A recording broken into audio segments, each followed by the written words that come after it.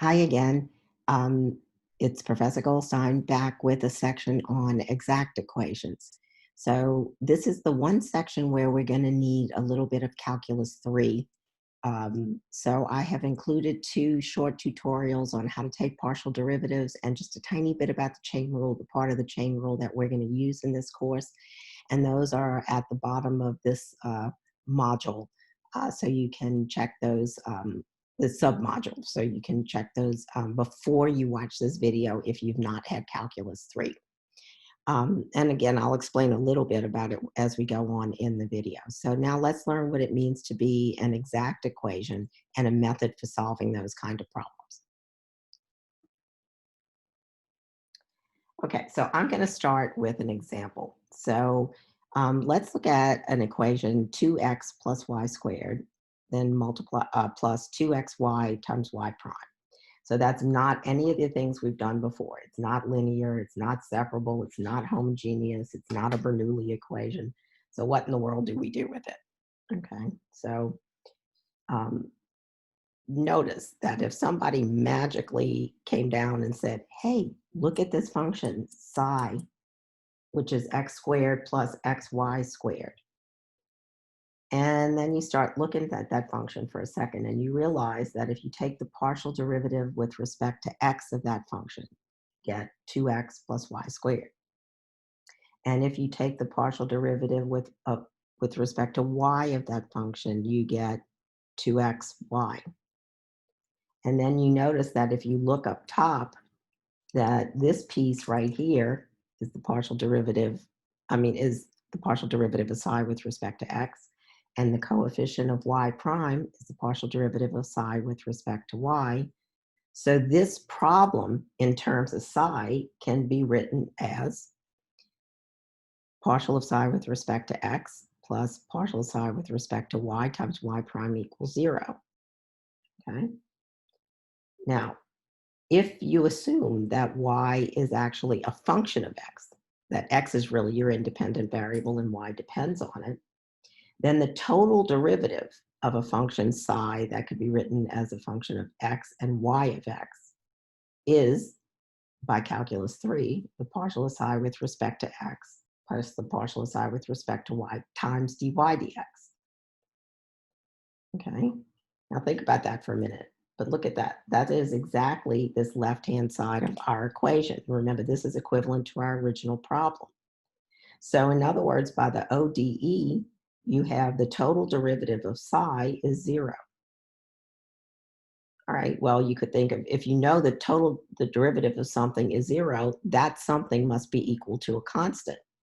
If you don't like that explanation, you can also just multiply by dx and then integrate, because on this side you have a perfect derivative, and when you integrate 0, you get back a constant. Okay, so in other words, the solution of our original problem is psi equal to a constant. And psi, so in other words, the solution of this equation we have here is x squared plus xy squared is equal to a constant. And you can check by differentiating that that really is a solution to that ODE. So what we want really is a general method to do that. Okay. So we really want to solve equations in the form, try to cover that light reflection. So m of x and y plus n of x and y dy dx equals 0. And remember the roles that m and n play before. The standalone term was the partial derivative of some function psi that we needed to give us our solution with respect to x, and the coefficient of y prime was the partial derivative of psi with respect to y. So we want this set to find a function psi so that psi sub x is m and psi sub y is n. Okay, now we have to figure out a method to do that. But first, let me remind you of a fact from Calculus 3, in case you haven't had Calculus 3, just believe me. This is called Clairaut's theorem.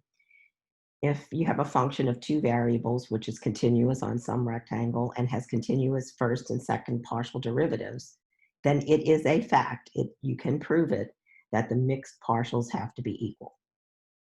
Okay. It's not true if the second partials aren't continuous, but as long as they're continuous, then the mixed partials have to be equal. Okay. So for us, if m is the partial of psi with respect to x and n is the partial of psi with respect to y, then the mixed partials being equal is exactly the statement that m sub y equals n sub x, because m sub y is the derivative with respect to y of d psi dx. That's psi of x and y. When you do partials in this order, you do this one first and then you move out as you go. And n sub x, well, remember n was psi sub y, and then you differentiate that with respect to x.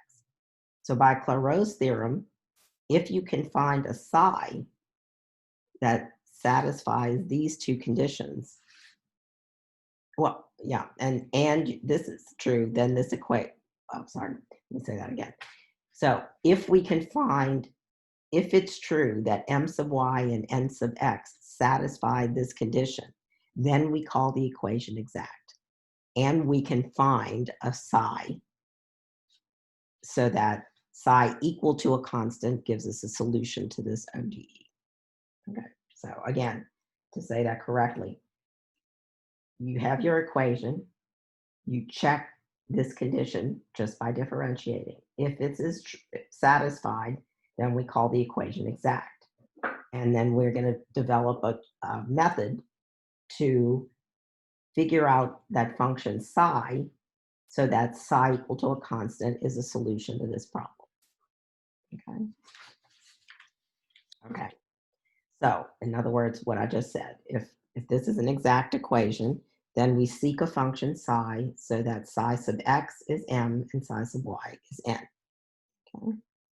Now another fact you need from calculus is that if you integrate the partial derivative of the function, you get back the function, well, not quite, because you have this arbitrary function of the opposite variable that can come into play.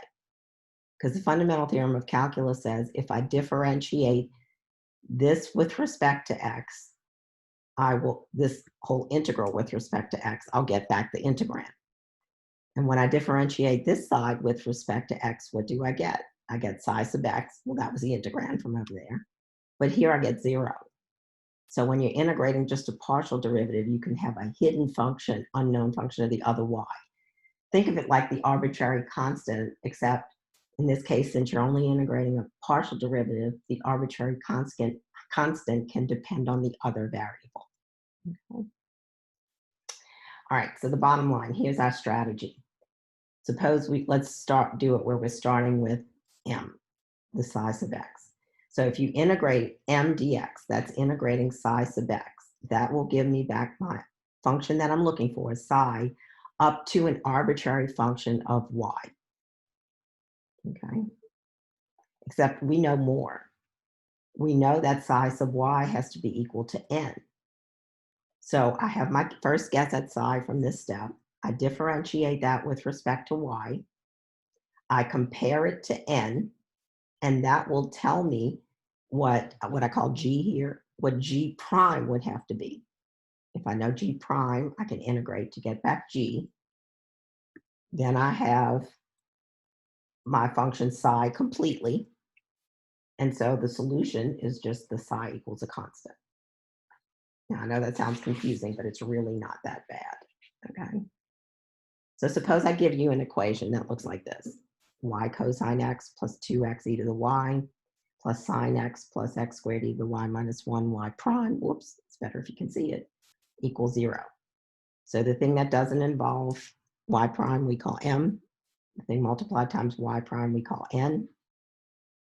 And now we check for the exactness. So I take m and I take the partial with respect to y. So that'll give me cosine x plus 2x e to the y. Because remember, when you take a partial derivative with respect to y in this case, you treat x like it's constant.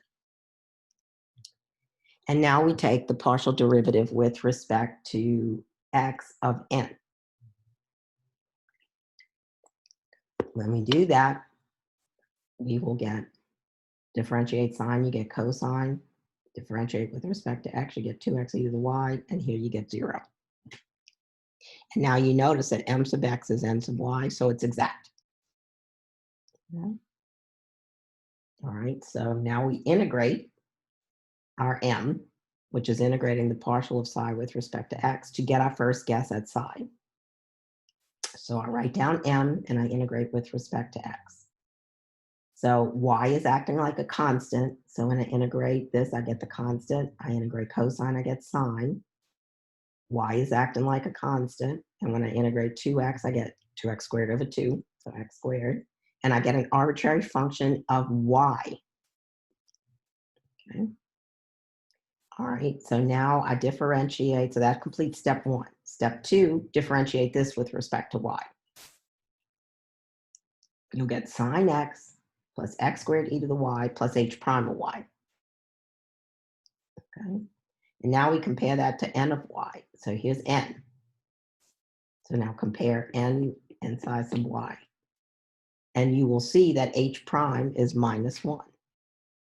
Okay. So if h prime is minus 1, and remember the fundamental theorem of calculus says if you integrate the derivative, you get back the function. So I integrate minus 1 times dy, I'll get h of y. So that says you have an arbitrary constant minus y is h of y. And so now we can go back to psi and put back in what h is. So I did that here. Okay. Oops. There you go. So I put back in what h is. And now the solution then is psi equal to a constant. So I put my psi in. There's a constant here, but it's equal to a constant. We haven't specified it yet. Just lump all those constants together. And that's your general solution to our original problem. Okay, so that, and it turns out it doesn't matter if I integrate psi with m with respect to x first, or I could do reverse the roles and start with integrate n with respect to y and then differentiate with respect to x and compare that to m. So you could do it either way. All right, let's look at another example. Suppose I wrote down give you this equation, or you find this equation on the test. So m is this part, and n is the part times y prime. And now we go to check if it's exact. So you differentiate m with respect to y. You get 3x plus 2y. Differentiate n with respect to x. You get 2x plus y. So mx is not equal to ny. It's not exact. You're just stuck. You have to pick a different method. It's not going to be solvable by this method. Okay, so it only works on equations where you have exact equality there. Okay, so that's it for exact equations, and I'll be back in just a bit to tell you a little about integrating factors.